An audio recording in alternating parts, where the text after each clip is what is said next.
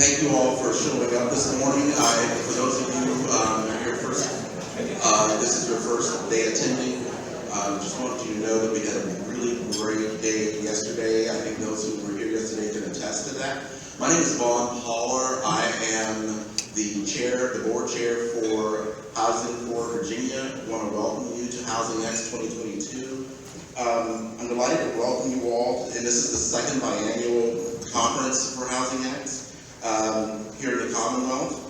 And we all know that this could not come at a better time as we're emerging from the pandemic. I think this is one of my first in-person conferences since the pandemic, and it's really great to be here to share all this energy with you all and have an opportunity to network and meet new people. Housing Forward sees this conference as an opportunity to foster state-level innovation systems. The events and the ideas that flow from events like these can inspire future entrepreneurs, seed capital for new technologies, and push one another to take the risk. That's what we're really about here at HousingX, about housing innovation, being able to see things differently, being able to, if we're not thinking out of the box, let's at least expand the box. We'd like to thank our sponsors and partners for joining us today to explore new innovations we can bring to our everyday work. I hope each of you are inspired today and learn something here that you can take back to work with you, and so that we can see it in the built environment for tomorrow. So Erica, am I turning this over to you? Like in the microphone.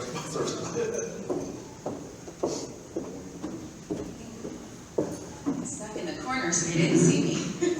Good morning, everyone. My name is Leslie Frazier, and I am the Senior Vice President of Community and Industry Relations at Virginia Realtors. Thank you to Housing for Virginia and the Virginia Center for Housing Research for having me here with you today. Virginia Realtors is proud to be a part of this year's HousingX conference, having sponsored this morning's keynote speaker, Anna Mackay. But before I introduce Anna and her session, Rethink the Paradigm, Rebuild the Process, I want to briefly share a little bit about Virginia Realtors and our commitment to diversity, equity, and inclusion, or DEI. With about 37,000 members, Virginia Realtors is the largest trade association in the state. And with this footprint, we certainly have a responsibility to serve our members and ultimately our consumers from all around the Commonwealth. And as we know all too well, COVID forced the world to be still, but it also forced us to do a lot of reflecting. The pandemic woke many of us up, driving us to look at and tackle issues that really have been in existence for years. It also brought about new challenges such as super low inventory and drastic increases in home and rent prices. We've certainly been reflecting at Virginia Realtors, and as a result, DEI has become a core value of ours. You know, across the nation, I see a lot of realtor associations creating pathways to better reach and serve underrepresented populations and markets. And in Virginia, we are definitely doing that, and we are emerging as a leader in the DEI space. Virginia Realtors has created new positions and hired new staff, including myself, and we've spearheaded a lot of DEI initiatives and trainings that are gaining traction across the nation. We want everyone from our members to consumers to industry partners, aka all of you, to view us as a welcoming and diverse organization.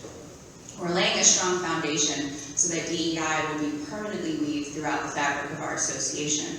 And our efforts at Virginia Realtors and the work we currently do and will do with many of the partners at this conference tie right into Anna Mackay's expertise on developing real estate and shifts towards radical equity and inclusion. Anna has spent her career innovating and field testing concepts of social impact in real estate.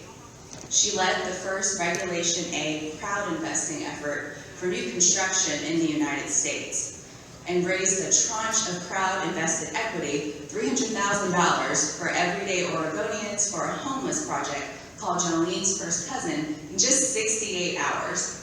She has pioneered new models of development that emphasize non-displacement and affordable retail. Her buildings achieve affordability and community buy-in through the utilization of crowd investing, internally subsidized financial models, and bold public art. Anna founded Sister City in 2020. Every sister city project reevaluates standard development practice to emphasize a just balance of equity, social, environmental, and financial. Her current projects include the Annex, Portland's first affordable housing project to utilize cross-laminated timber, and the development of replicable workforce housing units called Short Stack, alongside Jesse Ledesma of Homework Development. Short Stack is a replicable mass timber, missing middle housing solution that will initially pilot 70 units in 4 sites in Portland, Oregon. It will welcome its first tenants in 2023. In layman's terms, Anna is an absolute boss and who I want to be when I grow up. And I also heard that she's a graduate of the best higher education institution in the nation, the University of Virginia. Woo, I'm a little biased because I'm a Wahoo as well. So without further ado, I would like to present your morning keynote speaker, Anna Mackay.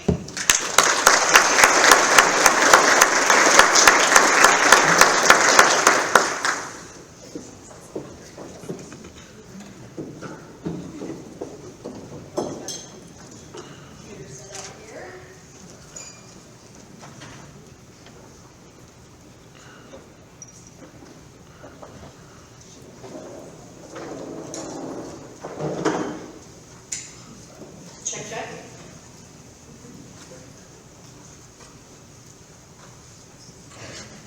That's Oregon. What's up, Virginia? How's it going? Good morning. It is such a joy to be back in my home Commonwealth. Few will balk at my liberal use of y'alls. I do apologize, however, for bringing the Portland weather with me.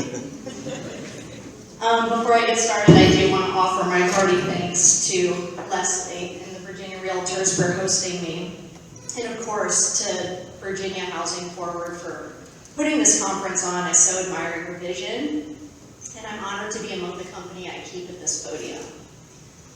So we're going to talk about rethinking the paradigm and rebuilding the process today. These days I call myself a placemaker, and I honor my education and brief practice in architecture. I work hard to keep the calluses on my hands that I earned from my time as a carpenter and a design-build educator. And I acknowledge that the last 10 years have been straight-up real estate development. But it's that culmination of my experiences that make me more empathetic, more sure, and a more focused placemaker. And I really live by this mantra: to make heartfelt places that serve people. And that's always something that I return to when I'm back at the drawing board, so to speak. And I do that at the helm of my company, Sister City.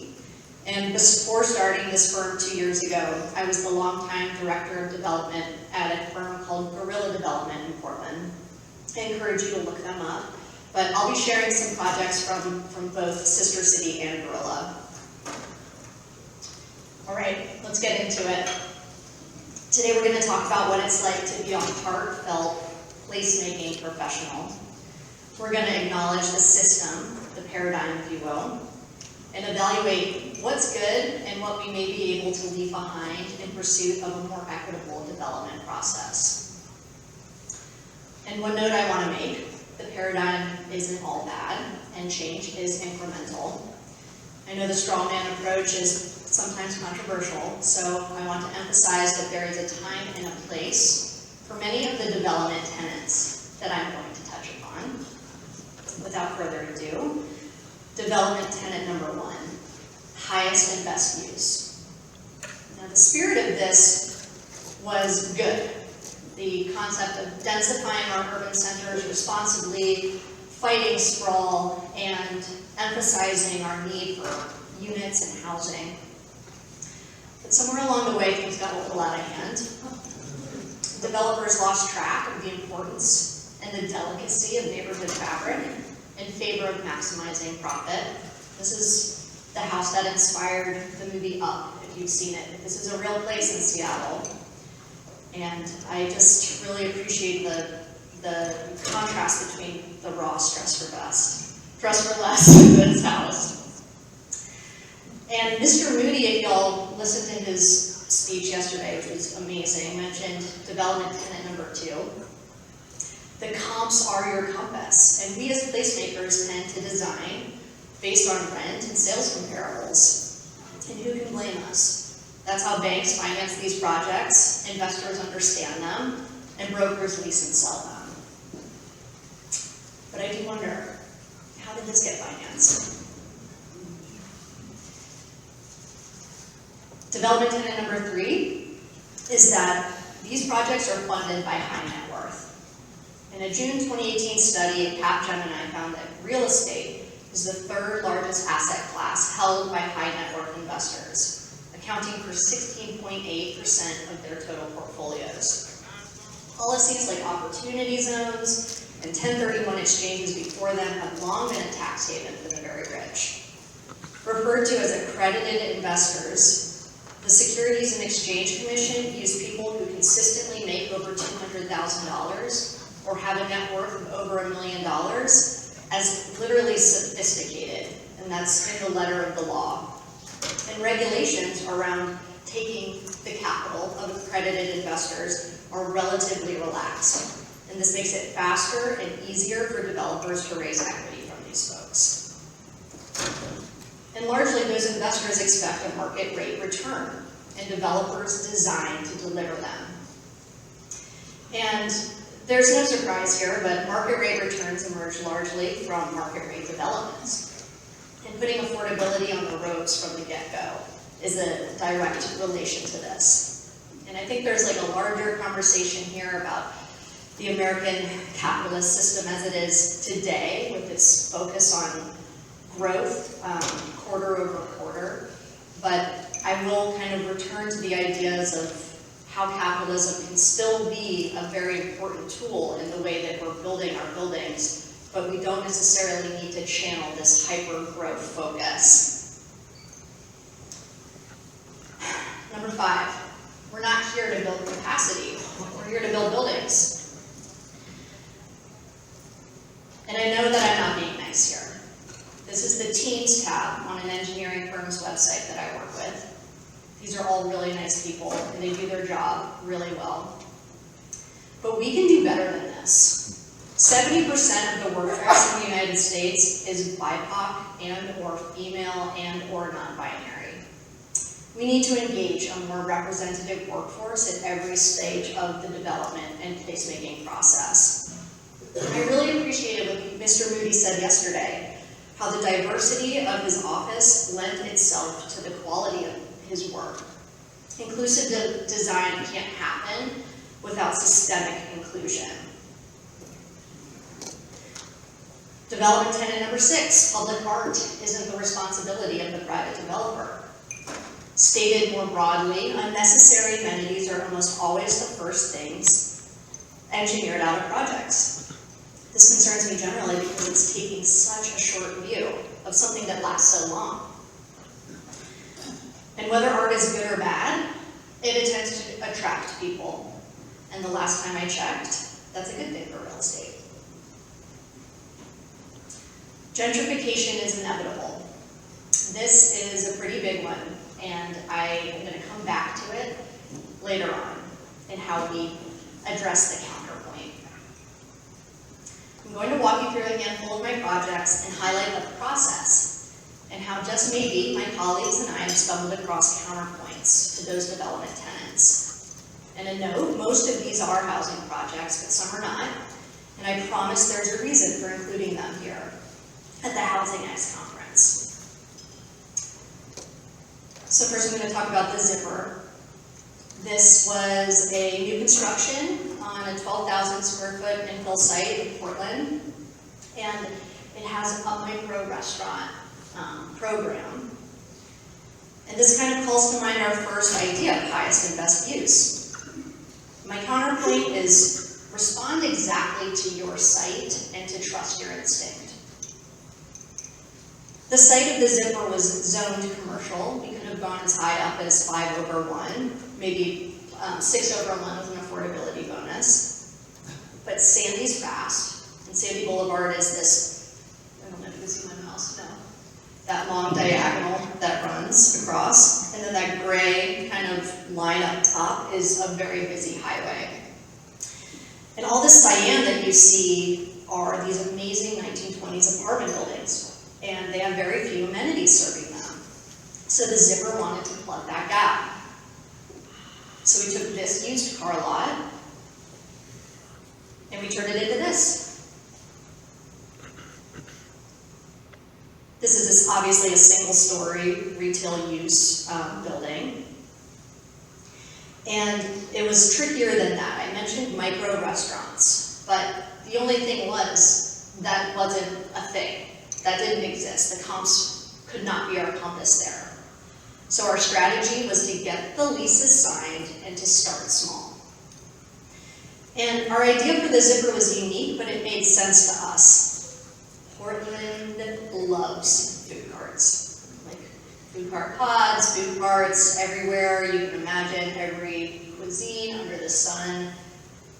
People love them.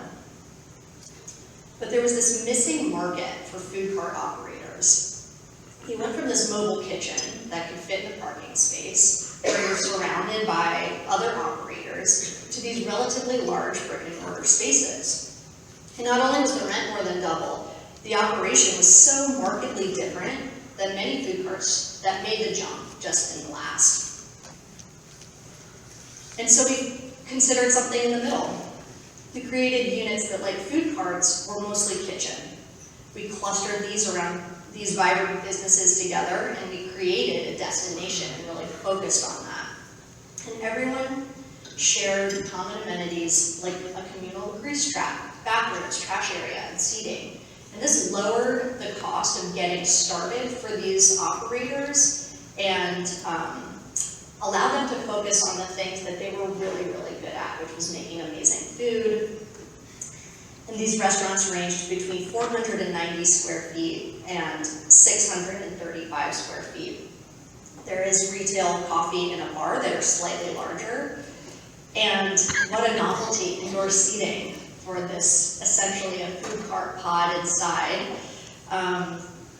Something that food cart operators state as one of their primary goals for moving to brick and mortar in Portland. You put up with a lot out there.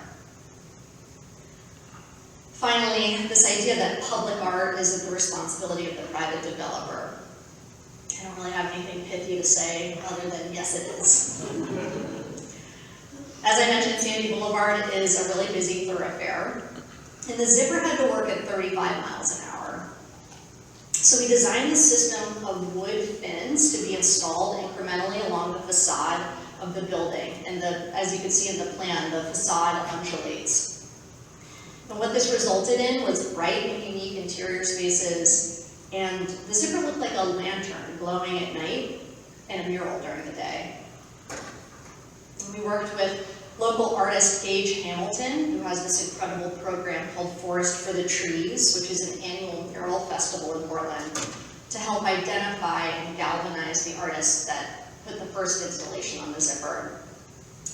They pressed all the wood fins together and painted it, and we're like, wow, we hope when we separate this works. We didn't have much of a precedent to go off of, but we hung it on the facade, and this is the experience of, Microsoft PowerPoint problem. 1 second. Maybe I'll skip the video.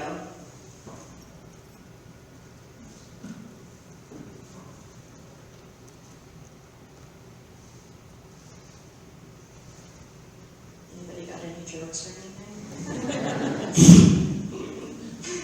All right, let's see what we got here.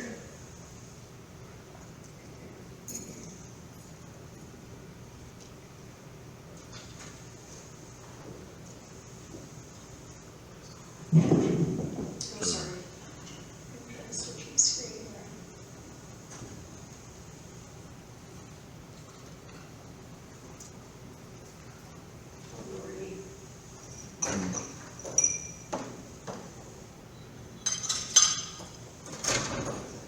Yeah, let's see.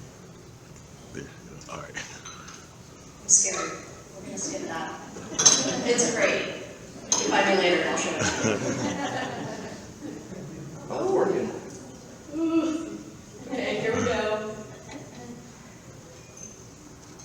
That's what it feels like to drive by the zipper. And so in one direction you have one mural, and when you drive in the other direction you see something else.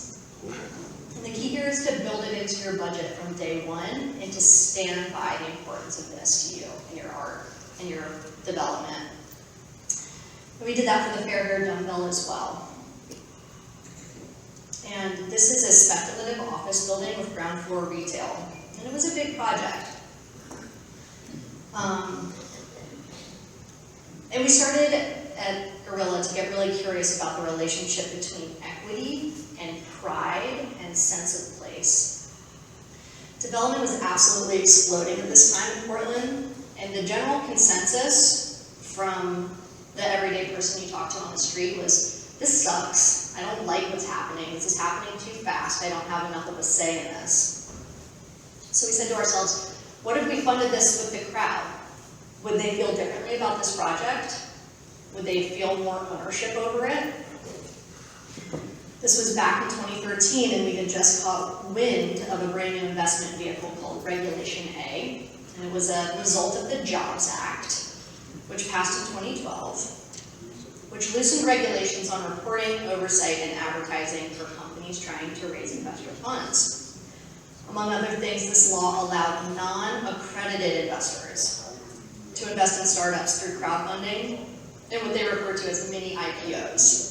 And this was how we were going to get real people back into this building and democratize development. And we did it the only way we knew how, which was loudly. We made cute videos, and they're definitely still on YouTube if you want to go check them out. But think about it. We were engaging folks who may not have been deeply familiar with real estate prior to this opportunity, and we had to break it down. So this project was an $18 million total development cost, and $1.5 million of that was crowd-invested equity. It was open to non-accredited investors in 5 states, including Virginia, and there were $3,000 was the minimum investment. We successfully raised this equity over 9 months. The average investment was about $6,500. We had 121 total investors, and most were from Oregon. I'm happy to get deeper into those details, but that's like a whole other talk. You can holler at me later if you want to learn more. And this building is truly a Portland icon now. Love it or hate it, you have an opinion on it, you know where it is, and it feels like home. And after the success of the dumbbells crowd investing, we knew we had to galvanize that same energy for Portland's most pressing social need, housing. The statistics around homelessness and chronic homelessness in Portland are staggering.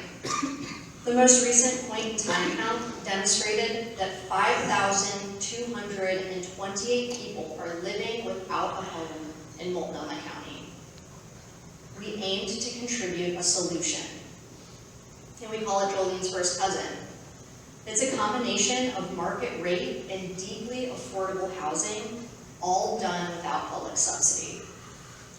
So there are 3 market rate retail units. You can see 2 of them on the ground floor there.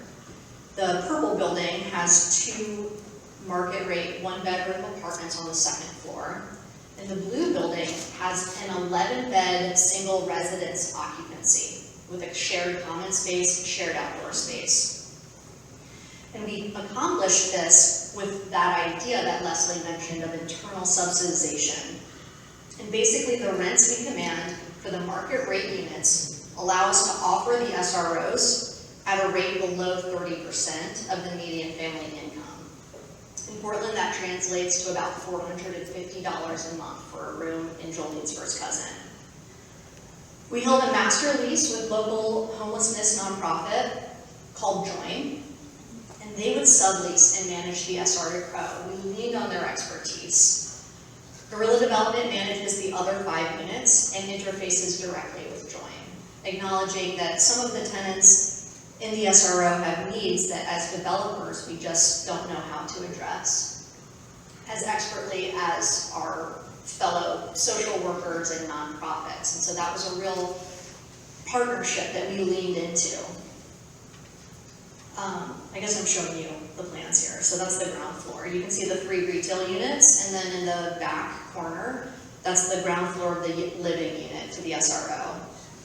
In the second floor, the purple building is the one on the right, and you can see those kind of fancy 1-bedroom apartments. And then we have these 10 SROs that share bathrooms and laundry and water closets. And so that an internal subsidy, there's a couple ways that we accomplished it. We got a really good land price, which is something we're always on the lookout for. And again, those market rate rents for 2/3 of the building. And we were thinking, what if we had a lower cost of capital, which gets to that idea of investors expect market rate returns. And instead, we would start to emphasize what we refer to as the whole return. We saw an opportunity to revisit crowd investing as both a chance to include our neighbors in this homelessness solution and to explore the acceptable return when program has such a tangible social impact. The magic number we landed on was 5.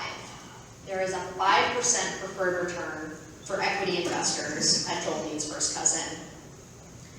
And this gets at the tension and opportunity in crowd investing. What may be considered a concessionary return to a seasoned real estate developer or investor is extremely competitive to folks typically barred from investment opportunities afforded to the very wealthy. We had both high net worth individuals and the crowd come in on this one, which I like to emphasize because I think there is this idea of what I call enlightened capital, which are potentially high net worth individuals, but their focus is more triple bottom line based. Another great success. We raised the equity we needed in just 3 days. The average investment here was $5,000, and we had 46 total investors. And just for comparison's sake to the dumbbell, we were raising $600,000 here at Jolene. So a much less amount, but a much different timeline, and it was really that connection of social impact with crowd investing that we feel really got people up and going and into this opportunity. And 2 years and a global pandemic later, all our tenants held on strong and called this place home. So we tackled the ideas of non-displacement and actually defining affordable retail next at the Rocket Empire Machine, a similar program to the Zipper. Super tiny, 2,500 square feet, very high touch, kind of boutique. This is what it looked like before. This is the first adaptive reuse I've shown y'all, but that is a big part of my practice. And believe it or not, this humble building came with the name Rocket Empire Machine, so we didn't have to name this one. We took the lessons that we learned from the Zipper and the ocean before it, which is another micro restaurant project we did. And we got even smaller with those kitchens. We pared back any seating at all that would be individual to the restaurants, and I think we got down to like 350 square feet for each of these kitchens, just to get those rents per month as low as possible to try to make this a more accessible opportunity for the kinds of people that we were hoping to attract to do business in this building. And this gets at this big one, gentrification is inevitable. Well, if that's the case, then leverage it. Again, we use this idea of internal subsidy. Where the Rocket Empire Machine is located is called the Montebilla neighborhood in Portland, and it has the largest Somali and Burmese populations in the city. We reached out to local community groups and aligned with the Somali American Council of Oregon. We were introduced to and inspired by this woman. Her name is Kadra Abdi. She emigrated from Somalia 10 years ago to Portland with her 3 children. And she's a hustler, she's a businesswoman. She came here and she started a restaurant that was beloved by her community and by everyone else. And it was in a building about 3 blocks from where the Rocket Empire machine was. As gentrification began to sweep through that neighborhood, her landlord doubled her rent overnight and locked the doors on her, and the business was set up in such a way that she was unable to pursue legal action against her landlord.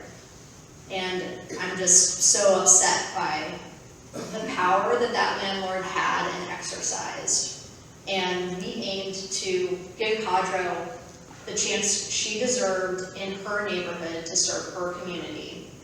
And so we came up with this idea of a non-displacement benefit. And I think this could be applicable to housing as well.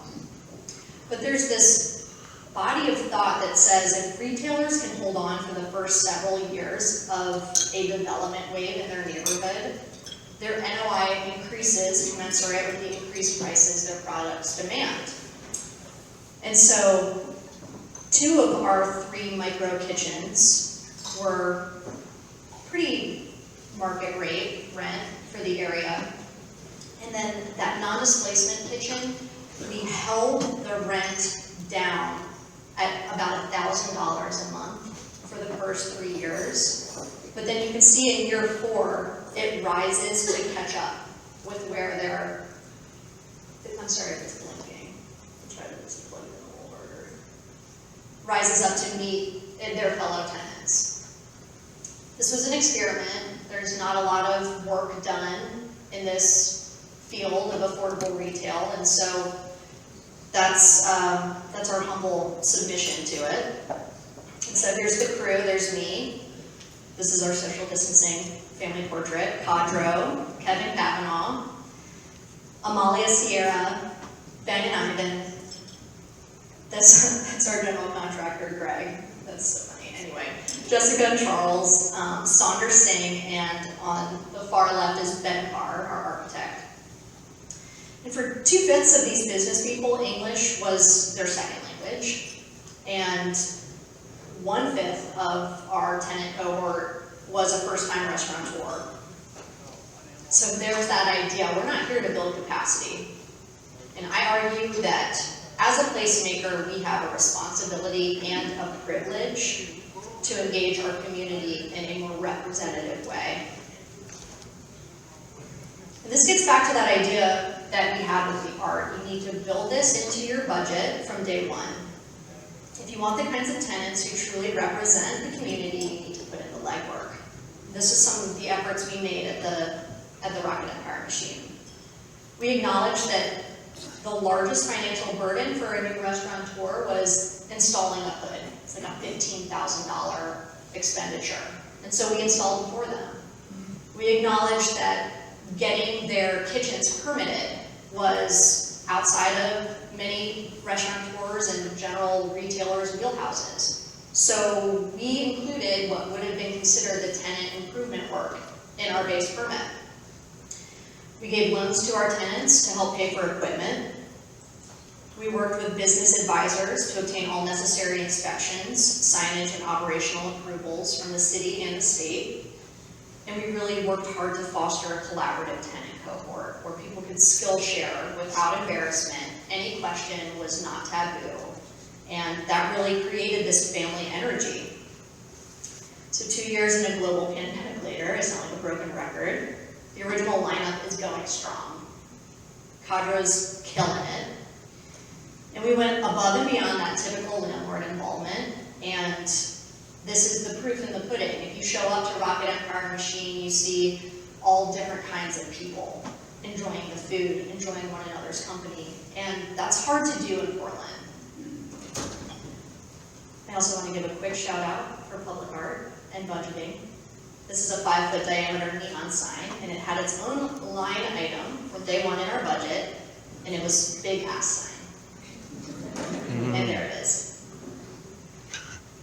And as much fun as I've had making mixed-use buildings in Portland, I'm currently laser focused on housing. It's our most pressing need. The best part is I'm finding opportunities to layer all these tenants that I picked up from from all these different kinds of development like never before. And this is the annex. It's going to be done in 2 weeks. I'm psyched. This is 29 units, 2 ground floor offices, 27 apartments that range from really hyper efficient studios to 2 bedrooms. And so this is actually like an example of going the other way with highest and best use. In this case, we did densify. So this is a site that is owned by Catholic Charities of Oregon. And their very creative crew saw Jolene's first cousin and identified in themselves that they wanted to build their capacity to address affordable housing typologies outside of federally and state-funded models. They wanted to move faster and to learn how to do it. And they wanted to be able to do this mid-block infill site development. And this was a perfect opportunity because it was on a larger campus of supportive services and housing of Catholic Charities of Oregon. And so they came to me, and we decided, let's team up, let's go develop this. We'll build one another's capacity.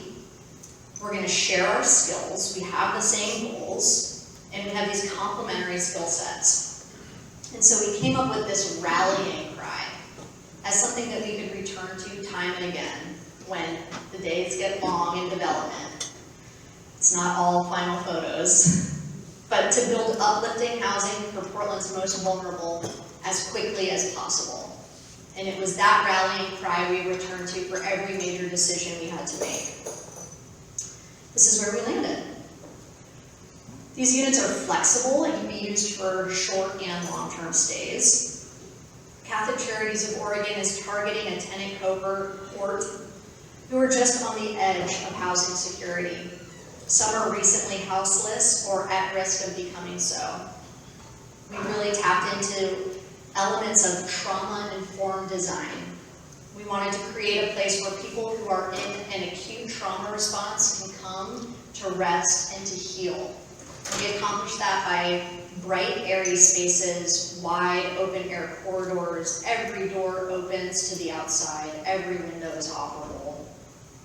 It was important for us to really think about how to use space as a way to heal. Right? Fingers crossed this doesn't break the internet. Okay. Along the same lines as art not being the responsibility of the developer, there's also this perception that affordable housing doesn't deserve innovative building techniques. We decided we had a compelling opportunity to pioneer a relatively new building typology, a hybrid cross-laminated timber, panelized wood wall structure approach. Apples to apples, the lumber package here was more expensive upfront, but it took us 9.5 months to build what would have taken 12 had we built this traditionally. With the time savings, we calculated that we saved $8 a square foot on hard costs, and that's taking the long deal. We have these incredibly bright spaces, and the cross-laminated timber ceilings remain exposed throughout. And that's really tapping into this other trauma-informed idea called biophilia, which is that humans feel happy when they are surrounded by nature and natural materials. And that is my littlest employee, Dewey. And here are some of the annex's future tenants. The building is funded by donations and a bank loan. Catholic Charities of Oregon is well on their way to paying off that loan, which will free them up to offer the units at radically affordable rates. This financial independence also allows them to be as responsive as possible to the families and individuals in their continuum of care. Finally, I'd like to celebrate the fact that over 50% of all contracts on this job went to women and BIPOC-owned firms. So what's next? Short stack. It's a missing middle housing product designed for urban infill. I'm defining missing middle as attainable to those making between 80 and 100% of the median family income. These are 3- and 4-story walk-ups, and they can be versatily configured to adapt to any number of zoning and site conditions. Phase 1 is now 100 apartments, not just 70, across 4 sites in Portland. And here's where they're located. We're going to treat these 4 separate projects as a scattered site development, sharing resources and cashing in on those economies of scale that Mr. Moody was referring to yesterday. Developing and leasing strategies are being developed. We're developing leasing strategies that prioritize displaced families. Many of these are going into neighborhoods that were gentrified in the 90s, and we're getting as creative as we can there while staying within the rules of fair housing. Wait lists, that's the ticket there.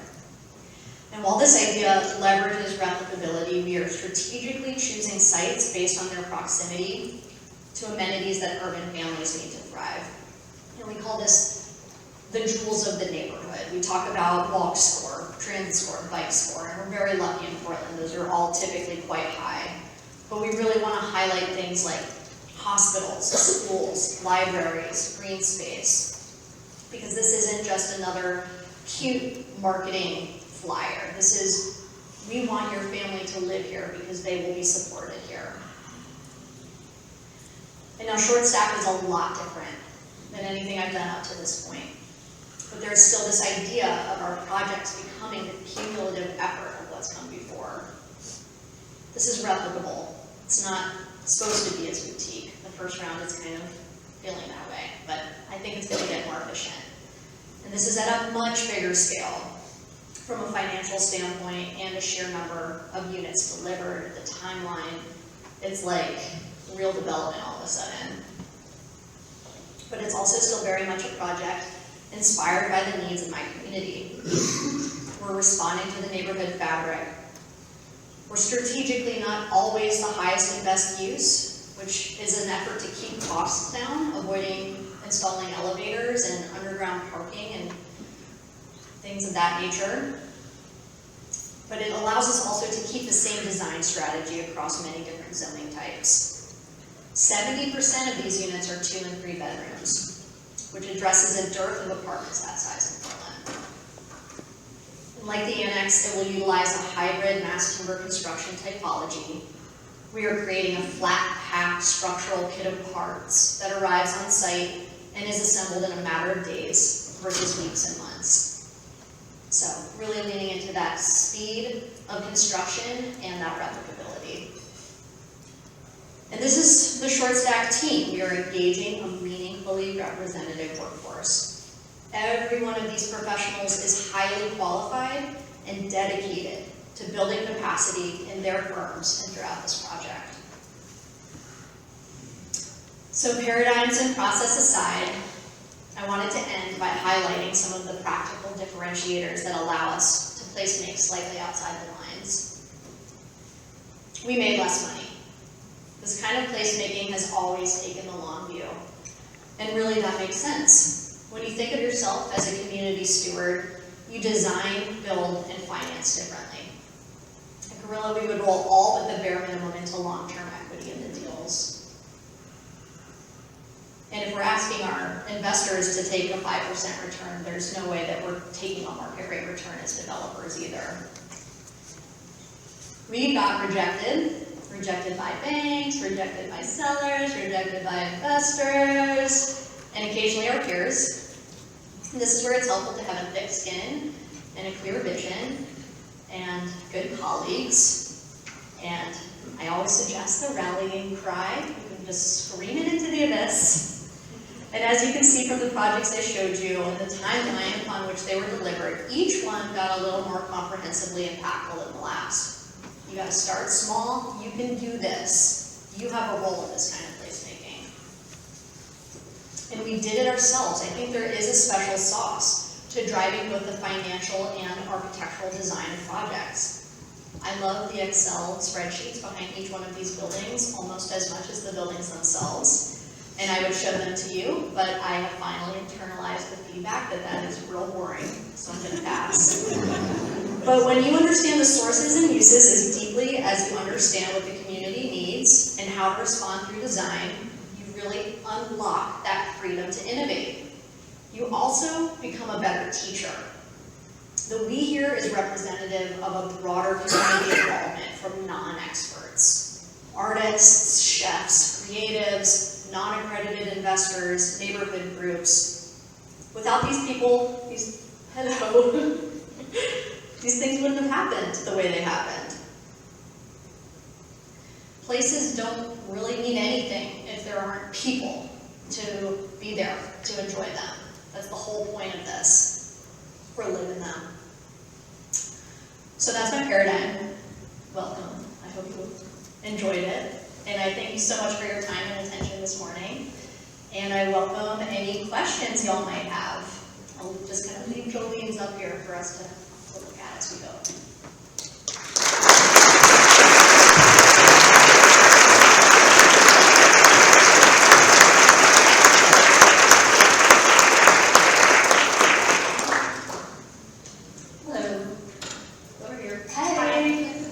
So you said you could talk for a long time about it, so maybe as much as is appropriate for this audience, I have a question about crowdfunding side of things.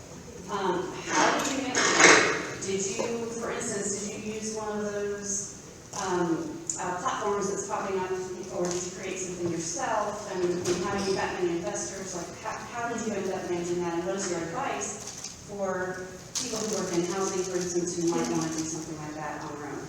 Yeah, I think I'll skip right to the advice and I'll try to be quick about the other ones. But there is a great platform called Small Change. Yeah, ePicker. I feel like that's the most straightforward plug and play if y'all are interested in pursuing this yourself. We were really at the cutting edge of doing this for real estate, and that's not like bragging, it's more like, oh, that was really hard. But we made our own platform for Jolene's. Prior to that, we used software as a service through CrowdStreet. And before that, we were on Fundrise, which has completely pivoted their business model to be more of a REIT structure. And we attracted investors really the same way one would go about attracting investors for any kind of fundraising. It's a lot of gumshoeing, and that little video helped. It was cute. We got on OPB, which is the equivalent of the NPR like a radio station, and we blew up after that. And the New York Times did an article on us, and we blew up after that. And I think that there's commentary there on the kinds of investors that we attracted and what we were really going for, but PR and the help of something like Small Change is if I were to do it today, what I would do.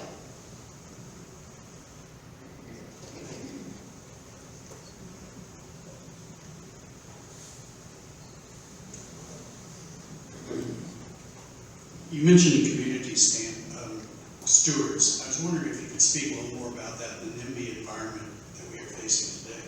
Yeah, I am real lucky to be operating in Portland. For all of its picadillos, there is a very galvanized neighbor base that is generally pretty much on board with the kinds of initiatives that we're taking. And being from Virginia and growing up in a 200-year-old house, I grew up in Fredericksburg, which I don't know if it still claims to be the most historic city in America, but it did back when I was growing up. There is just a different reverence for space. That picture that popped up when my computer popped up of that amazing vista, that's what's really dear to Portlanders and to Oregonians. It's nature. And I don't discount the ease that we've had for proposing the things we've proposed based on that just kind of perspective shift. That's not super practical, so let me try to share what I do, which is just try to y'all probably do this, and there's not a lot of talking a NIMBY down, but it has to be that conversation. It has to be that talk and really understanding what is at the root of not in my backyard. Why? What is it? What if I told you that you would have all of these benefits? What if I told you about the whole return? Would you still not want it? And so I've had some luck with that, but it's hard. Hi, good morning, thank you for being here.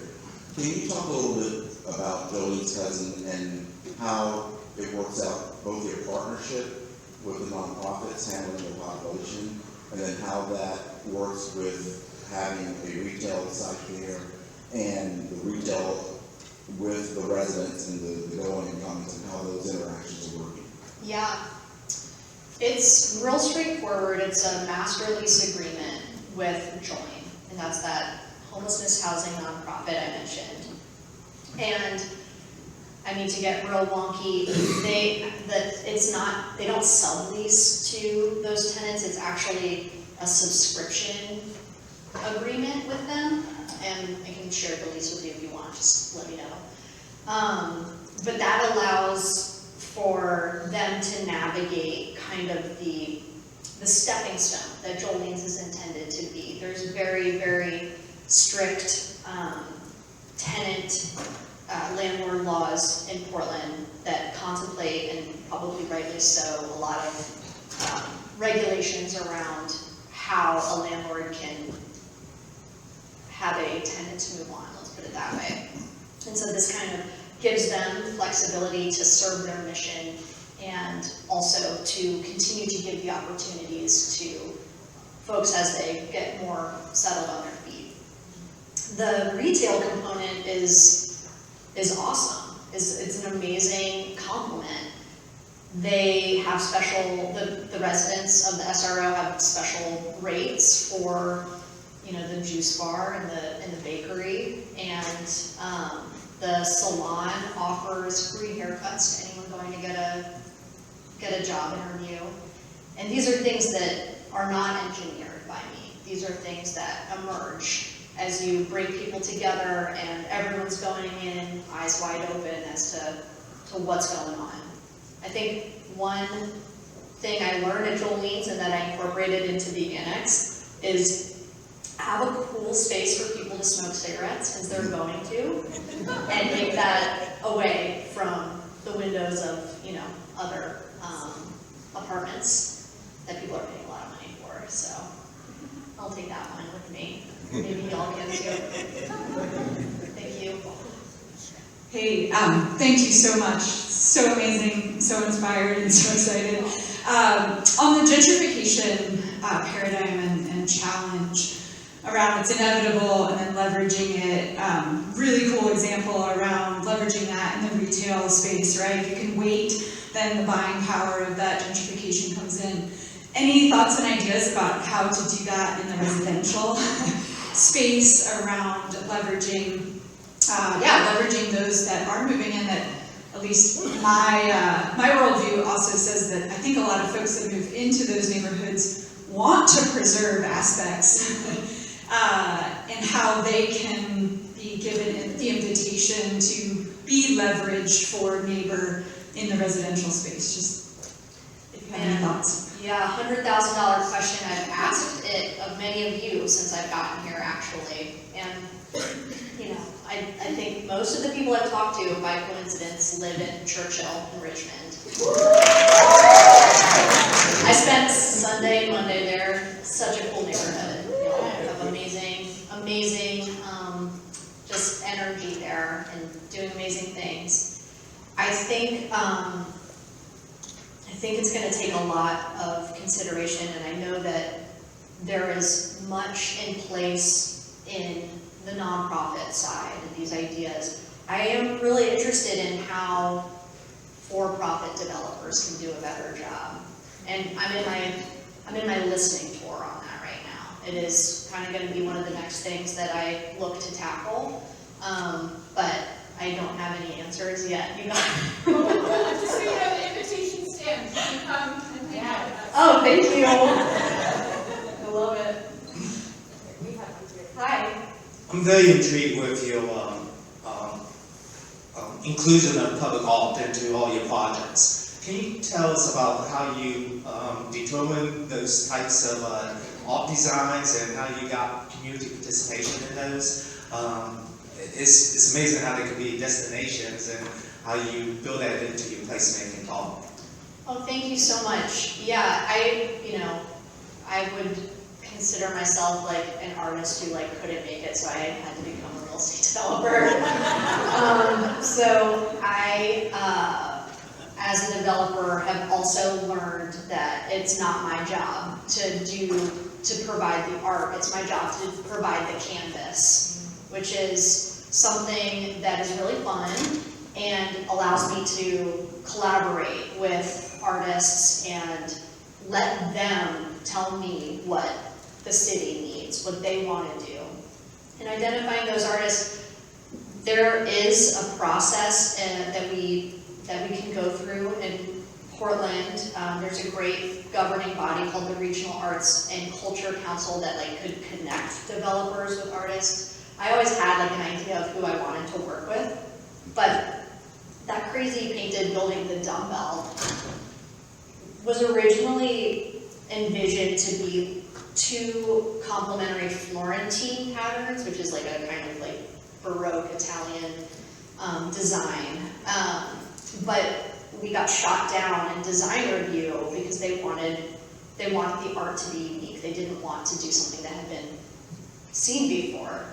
And so that was a really interesting example of we teamed up with the Regional Arts and Culture Council to do this like global RFP, and we got it down to 5 artists, and it was fun. We did a laser cut model and we sent it to them like in Brazil and LA and Korea, and they put their proposals on the building and sent them back, and then it was a board that eventually decided on James Jean, an LA-based artist who did that design, which is geodes and roses, which are the state rocks and flowers of Oregon, respectively. But that was fun. Yeah, it's like a whole other thing, which is why I emphasize build it into your budget, because one could spend a lot of time and effort, not just paying the artists, but the HR to do that process. Anna, thank you so much for your presentation. It was really terrific. So how have your cash flow projections played out on your completed developments? And my second part of the question is, how do you handle property management? Yeah, great questions. And it sounds like you might not have been bored by the spreadsheets. The asterisk there is that any guerrilla project, we put our pro forma online.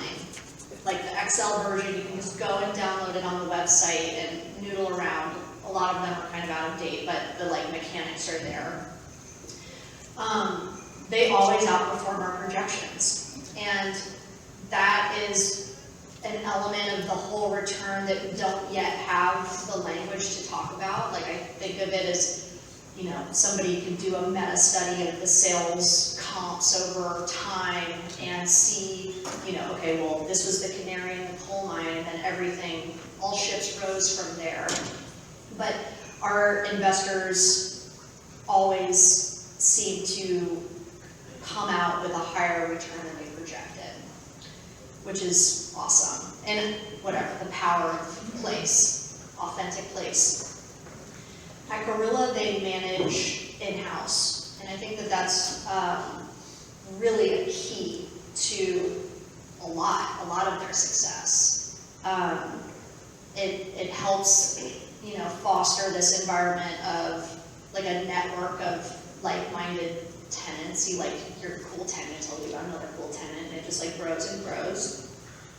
It also allows the company to really stay in touch with what the building's doing, how it's doing. And the same kind of energy and approach that they take to the development of the project, they carry on through management. And so the tenants feel really supported and heard. For what it's worth, Short Stack will be hiring a project management team out based on its size and scale. And we also think it's a great opportunity to kind of level up a smaller property management company who's like ready to take the next step and be doing things like income verification and things of that nature. So if you can, do it yourself, but acknowledging that that's really hard. Hi. Hey, I'm really inspired by your model and particularly the openness with which you share your process. And I think that that probably really speaks to the public and is part of the reason, you know, why you're able to do such revolutionary kind of things in terms of housing. But I wondered if you would take a minute and, because you mentioned just having that conversation with NIMBYs. And the thought popped into my head, I'm not sure that developers have that opportunity a lot of time in Virginia. You know, it's a very relegated conversation when you're going through a rezoning. And I'm more familiar with what goes on in Seattle and their model and why that's different from Virginia. But I wondered if you would talk a little bit about the public process in Portland and how that's supported you or not supported you and how you work through the challenges of that public process. Sure. Good question. In Portland, new developments are not required, depending on the size, but they are encouraged to go to the neighborhood association and talk about what's coming and their plans. And the neighborhood association doesn't have the power to like destroy you in that meeting. Some might get their feathers ruffled, but I go to like 3 or 4 for every single one. I will never forget the Creston Kenilworth Neighborhood Association for Jolene's first cousin. It's like, we're gonna put these beautiful market rate units in your neighborhood, and there's gonna be cool retail. You're finally gonna get a juice bar. It's gonna be great, and there's gonna be 11 houseless people living there as well.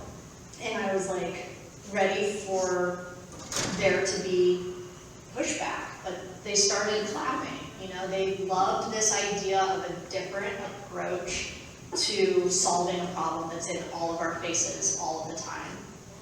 And I think you put your finger on it. It's that idea of, I'm just a person like trying to do what I can to make my community better and using the tools that I have. And like, I listen, I welcome their input and try to take it to heart. I also try to avoid developing in places where the city design review is required. We did that for the dumbbell. Like, we love the art, but we wanted it the other way. It's like, you know, you have a bunch of people telling you how to change your building. I prefer to avoid that. And I'm designing the short stack project to fit within what are called design community standards in Portland. So even if it's in a design review district, it has a less scrutiny from the design review board because it fit within this, like, these parameters. So it's like acknowledging the system, working within it, and trying to break down the inherent, like, conflict. All right, so I believe this is our last question. Hi, and I'm also very inspired by the projects that you've completed. I was taken aback by the crowdfunding opportunity that you provided, and my first question is, what were the range of those investments? I mean, so they're average about $5,000. But then you also invested, the second question, in business owners. By giving them at least a platform to be able to earn additional dollars and traffic by placing them in some of the commercial units available. Were there other wealth building opportunities? I don't know if they were baked in initially, but they're certainly there. Yeah, that's a really good question. It's definitely a focus, and at present, my fundamental feeling is that affordable housing, well, I mean, wealth generation, and Mr. Moody said this yesterday, comes down to ownership. And so while I love Rocket Empire Machine and am so proud of it, I am now wondering, okay, how do I, lease to own these spaces to these tenants, and It's complicated. I haven't figured that out yet either. But I think nonprofits have a really big part to play in that as a partnership, and the idea of a forced savings account, as Mr. Moody said yesterday, is an interesting one.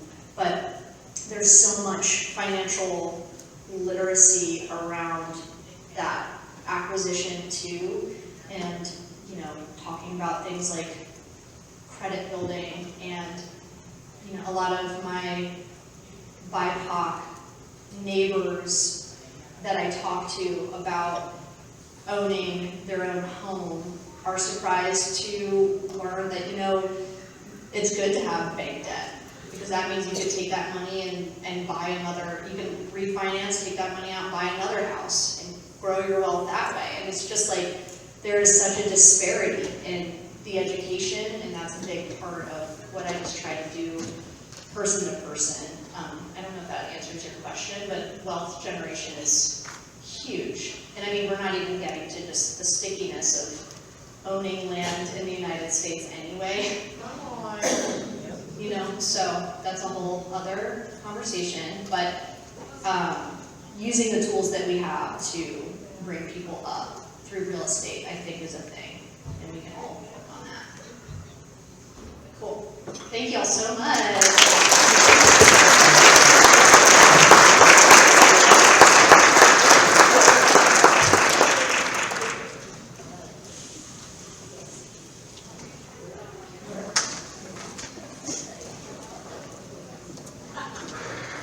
That was wonderful, and I'm just thinking about how Anna referred to herself as a failed artist, and is such an innovator. We just got to hear a brain dump almost of all of these really avant-garde projects that she's working on. And I'm reminded that Zach Mannheimer from yesterday, I don't know if he mentioned this, was a former actor.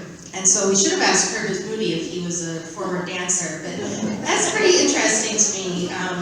And maybe a shout out to those liberal arts majors in the audience. And how much creativity is an important part of this. So I'm just here to give you a few logistics. We're going to take a brief break until 10:15. If you are going to be here in the Experience Lab, events start at 10:15 in the Experience Lab. If you're in a workshop, you have a break until 10:30. There are going to be 3 concurrent workshops in Salon 3, 4, and the Blue Point Room. And if you've registered for them, you would have received an email on Monday with that information. And if you can't find that email, you can check back in with the registration desk. The workshop is also signified by a 1, 2, or 3 on your name tag. Number 1 is with Anna Mackay in Salon 3. Number 2 with Carlos Valdez de Pena in Salon 4. And number 3 is with Pete Harrison in the Blue Point Room.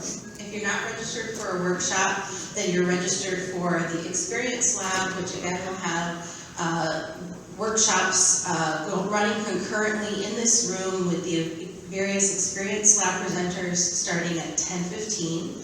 A reminder that if you're here receiving AIA credit, there is a sign-in sheet up here, and you must sign in at each workshop. And if you need more information on the Experience Lab schedules, you can use the QR code that is on the program, or at the desks in the back, at the tables in the back, there's a written description of the program, because there's a lot of content going on here in the Experience Lab in the next few hours. And then we will reconvene back here at 12:15 for the afternoon.